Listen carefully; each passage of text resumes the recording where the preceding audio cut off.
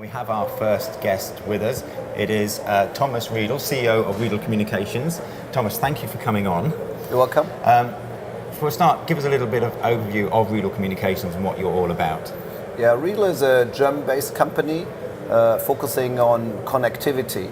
That doesn't say too much, but really we are the guys setting up communication systems in Formula One, for instance. Right. So communications between the driver and the pit we do.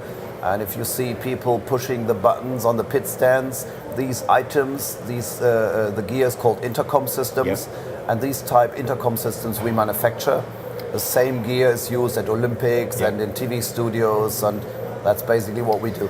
So intercom systems, people start thinking, surely it's just a microphone with a piece of cable in between and it's very simple to put together, but that's not really the case, is it?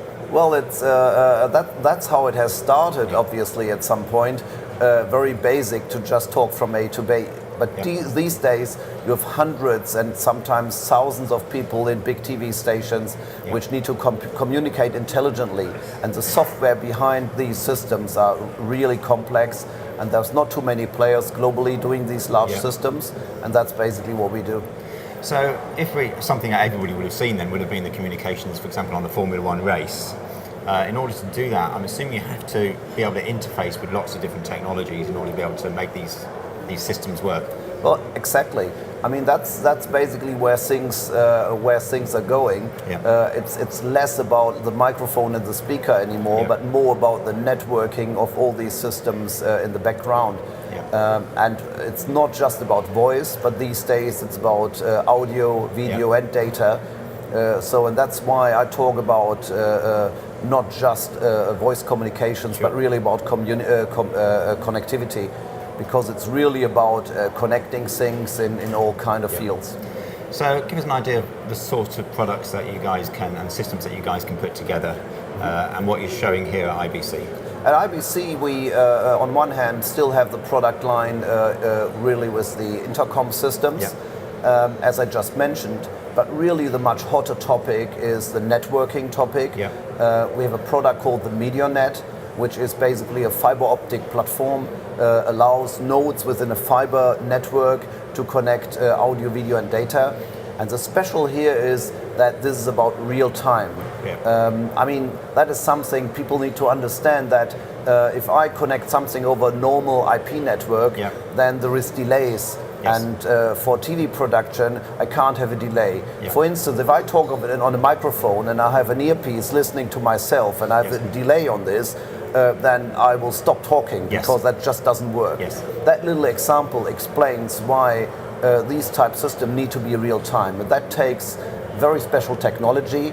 And we're also talking about very wide bandwidth.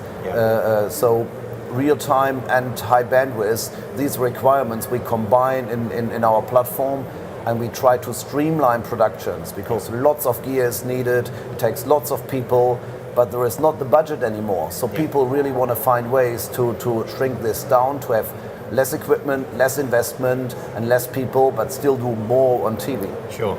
So, I mean, we're talking about budget, as you say. There's a lot of small stations wanting to start up and looking to grow. How scalable is a product or a system like yours? Our system really starts very small and it goes really up to the very large ones, which can be used at large TV stations or the Olympics. But really we're doing lots of small things, and this is absolutely scalable. Now, I've got some notes here, and one of them mentions about the AVB conference. So you've been part of that here at IBC. Tell us a little bit about AVB and where does it sit in the broadcast market? Well, first of all, I mentioned the real-time capability of networks, and that's really what the AVB is about.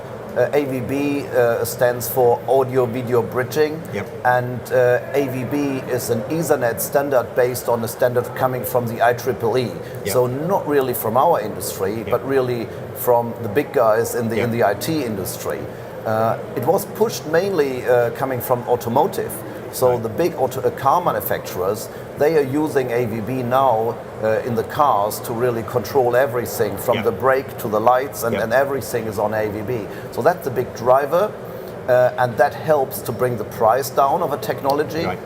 And now that technology has arrived in our industry, media and broadcast, and it allows to use normal networks basically for audio, video and data communications with real time, and that's really the topic. And we have adapted the first products, so you can use intercom panels on these networks, and that's exactly what we present here. So the first intercom system based on AVB. So this is where you see things going. Obviously, there's always going to be a market for the known quantity of fibre optic cable, I'm sure, but systems like AVB that don't necessarily need fibre optic cables. No, I mean, when we talk about networks and let's specifically about AVB, then it's not about a specific cable because that's a technology which runs over copper as well. So, I mean, at our stand, for instance, you have like an Apple computer which is already capable of doing AVB, and you just plug our device in and they already talk to each other. So that shows what that kind of standard means. It really makes things very easy and inexpensive. Brilliant. Thomas, that's great.